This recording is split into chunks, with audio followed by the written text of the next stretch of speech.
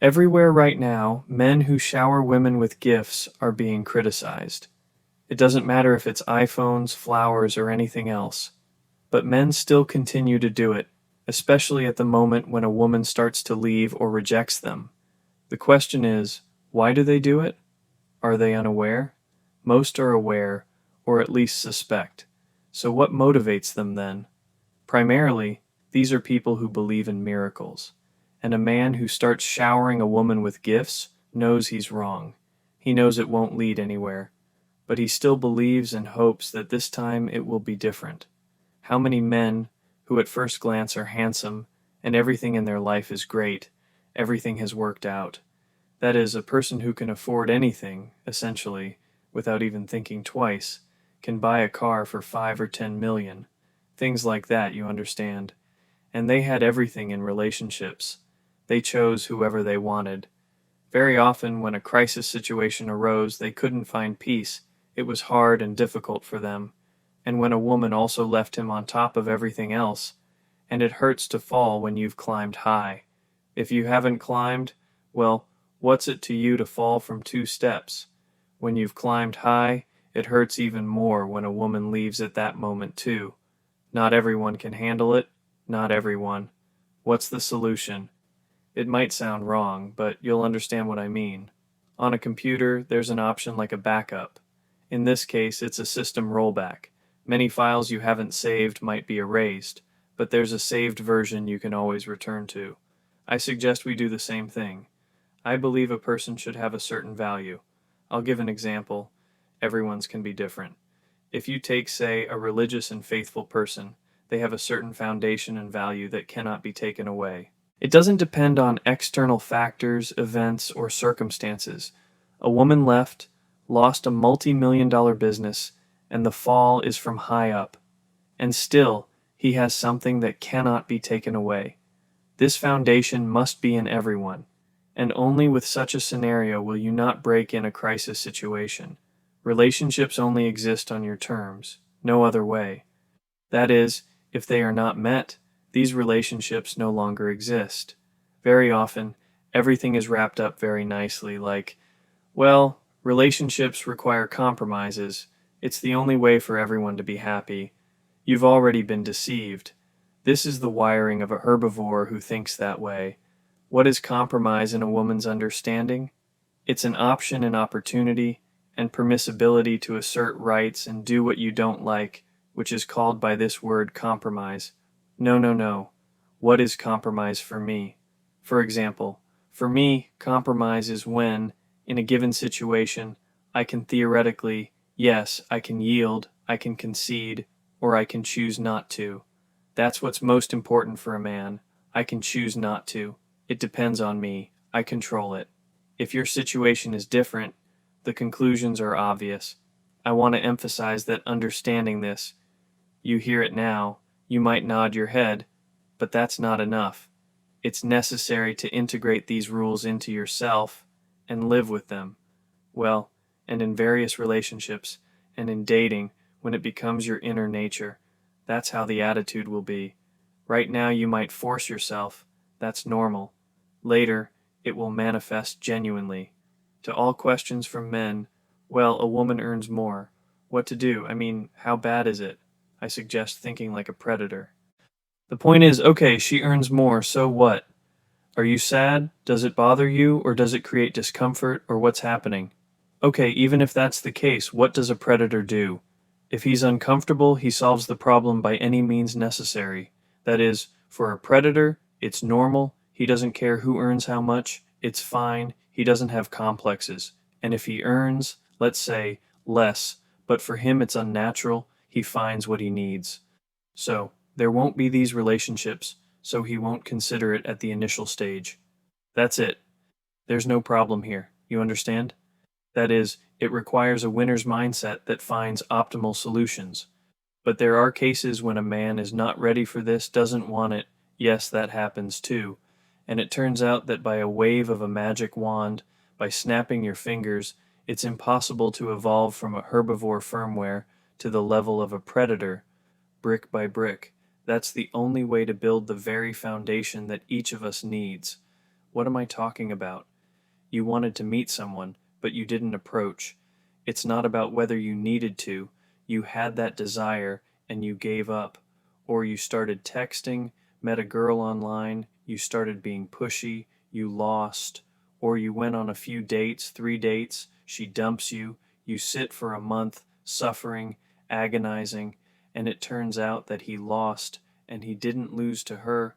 What does she have to do with it, actually? You lost to yourself. In a microscopic amount of time, you manage to idealize her appearance or something else, I don't know, while you're sitting there worrying, overthinking, monitoring. You're constantly losing. We are going in a completely wrong direction, and our actions shape us. For this reason, if we start acting in a certain way, we change. What serves as the most important guidance and recommendation? The moment when violating your principles becomes more painful, unacceptable, and terrifying than losing a woman to whom you might even be attached. Violating principles is worse, harder. That's when you know you're on the right track.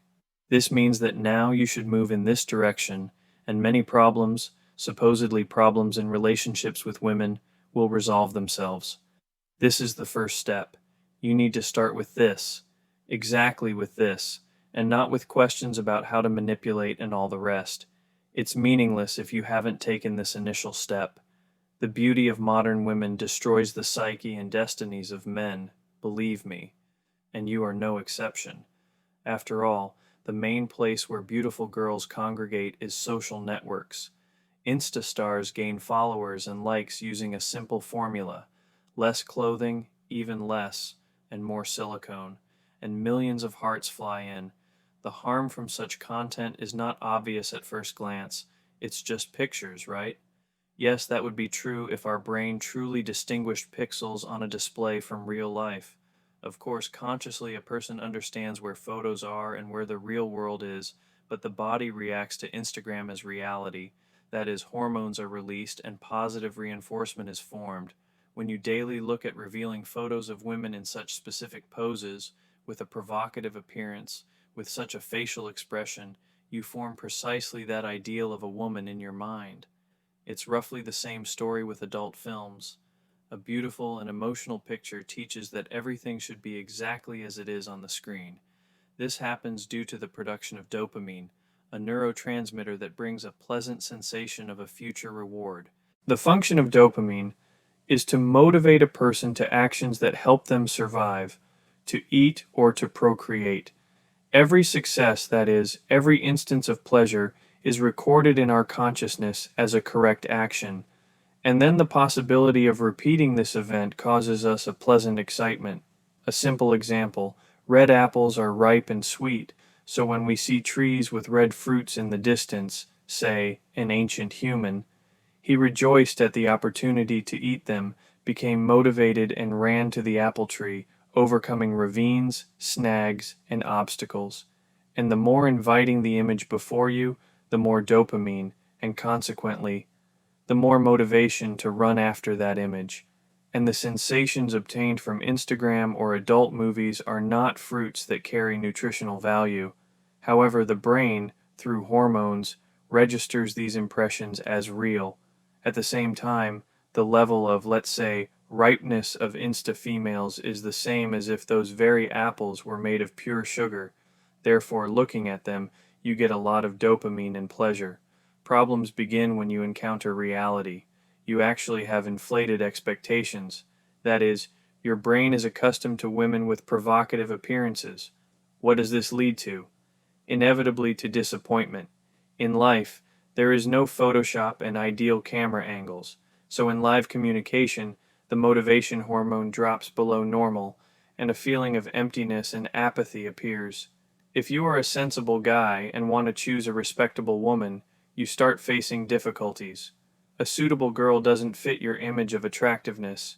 She's like a vegetable salad compared to greasy, juicy, and delicious fast food. Many can't resist the temptation and try to build relationships with Instagirls, but for family life, such a woman is guaranteed not to be suitable. So, as long as you are dependent on strong emotions, you repeatedly trigger dead-end scenarios of unhealthy relationships in your life. After all, it's those frivolous women who attract your attention. They are not suitable for a family, which means you are headed for failure. And a woman who truly loves and values you, you won't be able to appreciate. She doesn't give you emotional roller coasters. And even if you accidentally marry a good woman, ultimately, as often happens, you'll get a mistress. She will force you to leave your family, and then she herself will initiate the breakup. The scenario might differ a little, of course, but all variations lead to the same outcome: disappointment, loneliness, and a feeling of emptiness. Most often, a man doesn't see a problem in this. Why is that? His environment lives exactly as he does, so it seems. Yeah, everything's normal. But a mentally healthy and moral person has no desire to watch trashy content. He simply doesn't need it. He fills his life with real events, sports, travel, scientific research, philosophy, and art, and so on. His consciousness is filled with what he has studied, learned, done with his own hands, and most importantly, what he has benefited from. And to benefit from information, you need to monitor what you do online. And we think that simply viewing content doesn't change anything in our heads. But in reality, the brain chews on any information like food. It stores it within the consciousness, processes it, and uses it as a worldview. This worldview becomes the basis of a person's thinking. Even when you turn on the TV or YouTube in the background, the brain takes data from there, and let's say we change under its influence. That is, when you listen to lectures on your profession or watch videos about your hobby, your thoughts shift towards your work. If it's a TV series with problematic relationships or a music video with explicit dancing, your consciousness drops below the belt. If it's videos about crime, scandals, other people's problems, it makes you anxious and perceive the world negatively. And finally, entertainment channels simply consume your time, just clutter your brain, and give nothing but 5 seconds of fun. We believe we control our attention, but this is just a delusion, and it's very easy to check. Try to ponder one thought for at least 5 minutes, thinking about anything, about a car, a child, just not about your ex. After a few seconds, unrelated thoughts will likely start popping into your head. Well, you'll see how it goes for you. The thing is, we're used to switching to a new topic literally every minute, so our interest is so easily captured, but hard to keep focused on one point. That is, we are controlled by bright labels, clickbait headlines, and of course, vulgar female images. There's a way out. One who has learned to manage their attention can pass by the bright trash. Only when you can look at what you truly need do you gain the ability to think about relationships soberly, because for healthy relationships, it's important to form your own ideals. This means that we have, let's say, a correct way of life that develops us, rather than causes us to degrade, and only then can we get a lot of pleasure from simple things, from a trip to nature, a beautiful landscape, the sun, the sea, normal relationships with a woman who tries for you and does everything possible for you. So think about it. In general, women are very good at predicting male behavior, primarily because they observe the smallest details, find some hairs in your car, see some small spots on your clothes to figure out where you've been. Women predict from the very first acquaintance and draw conclusions very quickly. If the details of your behavior indicate that one clumsy move from her and your interest in her will be lost, she experiences excitement, like a miner who suddenly finds a nugget in a pile of slag. Her quick wit begins to puff with all its might. This is when a girl develops the conviction that you are unpredictable, and therefore interesting. A man who cannot read a woman is doomed to defeat. There are no exceptions. He is boring, predictable, and, most ineffectively, if a man in a relationship is unable to read a woman by the tone of her voice, by minor behavioral details, then there's no even talk of a strong position. Take, for example, a provocation to jealousy. A girl says, "I have a friend from university, and I want to see him." At first she says she's just texting an old acquaintance, and the friend sends her kissing emojis. The girl waits for her current boyfriend's reaction to predict how far she can go. The scheme is simple, and it's enough to stump a man. To become invulnerable to such provocations, you need to become more cunning than a woman. It all starts with the ability to predict one step ahead, to calculate one action ahead. This means foreseeing a woman's conclusions from your words or actions. A man who sees one move ahead will not argue with women or run after her. He knows how it will end. For him, it is obvious that getting close to a woman after her jealousy provocation is like putting a dog leash on himself. But I want to emphasize, this is not enough to have a stable, strong position. A man who can predict 2 steps ahead will have a strong position. For such a man, a girl's attempt to provoke him will seem simply ridiculous and naive. That is, in our situation with a jealousy provocation, as a first step, he might initially not react to rude behavior, not show it, but in the next couple of days, he might provoke her to jealousy himself. This is the first step. As a second step, an experienced hunter will wait for a scene of jealousy from the woman's side and refer back to her action, putting the girl in an awkward position. A man with this ability observes, studies a girl's typical reactions, and builds a strategy based on them.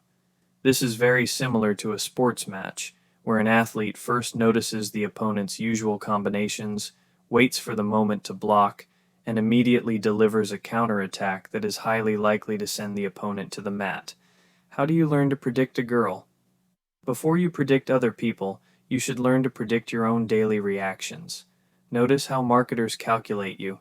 Have you noticed that you strive not so much for the object of possession as for the lifestyle associated with that object? By playing on this, marketers predict demand and, in essence, control buyers' desires. The ability to predict yourself helps you see your feelings several steps ahead and avoid the traps set by advertisers or women, as in the famous phrase, "If you think no one is manipulating you, you're in the hands of a professional." A girl becomes predictable to a man when there is a clear understanding of why and how she reacts to certain actions. Of course, this requires a large volume of interaction and observation, various encounters, and studying women. Someone might exclaim, "I've talked to women a lot, so what?" What distinguishes hunting from a barbecue trip? A barbecue trip doesn't oblige you to look for any patterns or gain any special experience. The meat is already ready for grilling. You arrive, relax, wake up with a headache in the morning, and that's it. The hunter, however, is an observer. He faces dangerous situations, risks scaring off game, and sometimes even risks his life for prey. Therefore, he picks up on the slightest changes in the environment and eagerly absorbs information. The ability to predict is formed by precisely these two components: live interaction experience and deep analysis. Moreover, these components do not work separately. That is, a barbecue trip will not provide an understanding of the forest. Diverse communication will not provide an understanding of the mechanics of the interlocutor's behavior. In turn, deep analysis, when you sit at home, only gives a false sense of knowledge. Therefore, it must be a combination of these components. Science is formed only when there is experience, plus analysis.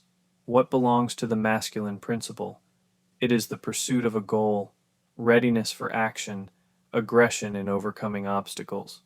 But aggression can be constructive and destructive. That is, if we are talking about constructive aggression, it is a kind of anger that gives you strength. You need to lift heavy weights, do complex calculations, overtake competitors. But if we are talking about hysteria, shouting, pseudo-dominance, this is not a masculine component at all, but a feminine one. Why? Because a man necessarily possesses strategic thinking. A man is a strategist and a leader. He cannot allow emotions to take over and jeopardize his strategy, his plan, which he has already outlined. In the old world, a boy's masculine nature was formed thanks to such an aggressive environment. Any comfort had to be earned. Everyone had to be a provider, a warrior, a hunter, otherwise he or his loved ones would simply die. And a woman could realize her want within two clearly defined boundaries, because beyond those boundaries lay a harsh reality: hunger, danger, perhaps death. Only men with a predominant masculine nature became fathers. Only women who were adapted to family life materialized, and fathers taught their sons to manage aggression, that is, not to flinch, not to give up in the face of difficulties, to choose the position of must instead of want, because this helped them think strategically and provide more, protect their family better. Mothers cared, gave affection, and formed in the boy a vision of a woman as the guardian of the comfort conquered by dad. But both you and I live in a world where a man can become a father without developed masculine qualities, and medicine already saves most people. For basic comfort, a man seemingly no longer needs to fight. Also, the world no longer pushes a man to be a strategist. Civilization seemingly gives you everything you wish for with just 2 clicks. So we have a situation where the value of men has fallen. There are no longer threats that need to be aggressively eliminated, and the world gives more to those who can adapt. And adaptation is a feminine quality. Men have failed to adapt and, in essence, succumbed to this want desire, starting to drown in an ocean of cheap pleasure. Even if we look at how a child is raised, what does he see now? Many men have simply removed themselves. A child, even a boy, goes and asks his mom, can he go somewhere? How should he live? And what should he do? If a child sees mom and dad fighting, he will have minimal masculine qualities. Moreover, after this maternal upbringing of a child, kindergarten, a female teacher, then school, a female teacher, then university, a woman, earlier perhaps, he goes to work, and there the boss is already a woman. Well, you understand, female upbringing is well suited for girls, who should be soft, flexible. But a woman cannot teach a boy to be firm. This requires the masculine skill of anger management. That is, for a woman, in principle, anger is an emotionally destructive emotion in fact. And what happens in the end? Any aggressive manifestation of a boy begins to be suppressed. And in the future, will he cope with any threat? Will he be ready for a fight? Will he have a masculine nature? Well, of course not. But flexible women have very easily adapted to a safe society. In civilization, those aggressive boundaries that restrained female wants have disappeared, and the level of threat has decreased, allowing women to be more decisive and active. And what does this lead to? To the fact that a boy can already observe from childhood how his mother builds a career, earns money, strives for dominance, can have not one man, but several. Why? Because it no longer affects anything. It doesn't affect her life. The health of children doesn't depend on it. And the sole breadwinner is whoever she likes. What does this ultimately lead to? In girls, the masculine principle begins to prevail, while in boys, on the contrary, it atrophies. And there is such a phenomenon. A mother projects her want onto her daughter. You must be the best, most beautiful princess, so that boys love you, give you flowers, and then worthy of becoming a princess with 1 billion. But it's better to be safe.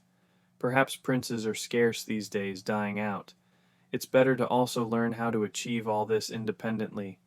And a mother considers a boy's toughness to be excessive aggression.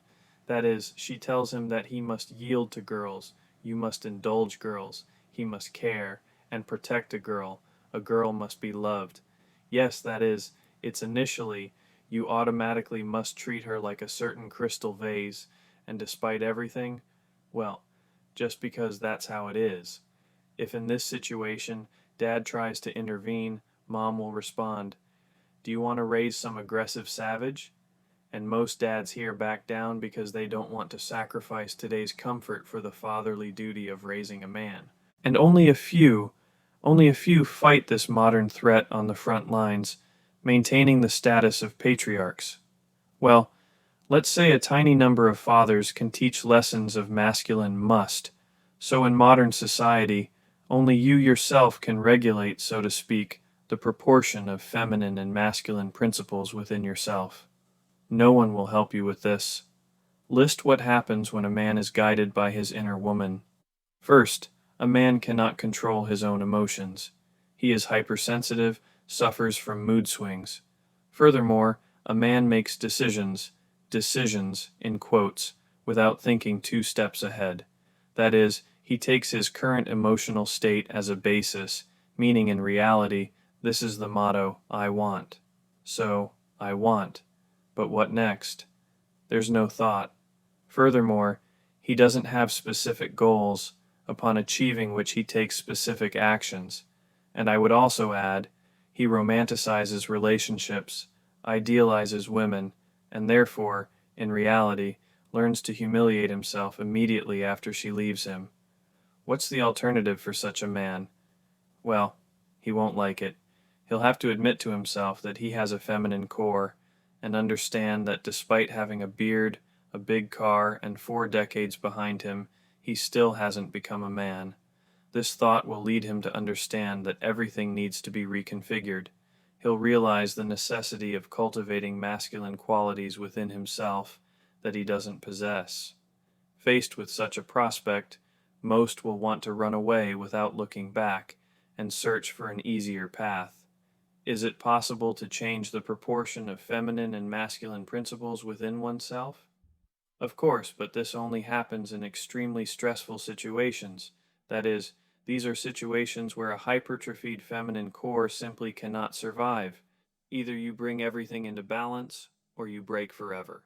Well, you've already imagined many life circumstances, but in the context of the channel's relationship theme, ignoring can be given as an example. That is, a woman left you, you've already fallen into emotional dependence.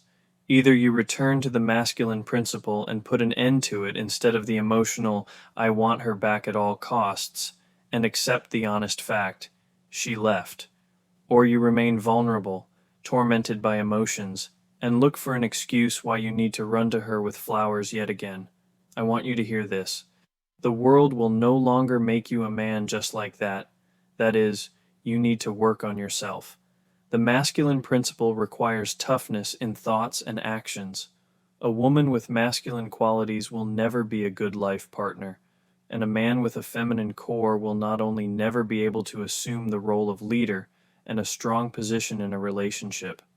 By the way, this is temporarily possible due to circumstances, but it doesn't work in the long run. The problem is not only this, he dooms himself to a pathetic existence. He can only be pitied. Therefore, there's no need to kick him. Don't. A healthy personality is a symbiosis of the feminine and masculine principles of the psyche. This is a ratio where a man has significantly more masculine traits and a woman has more feminine ones. Only with this balance can a man be and feel like a worthy husband, and a woman can become a happy wife. But if you have a core that is opposite to your nature, it will be a mutant that will inevitably begin to decompose. Thank you all very much for watching.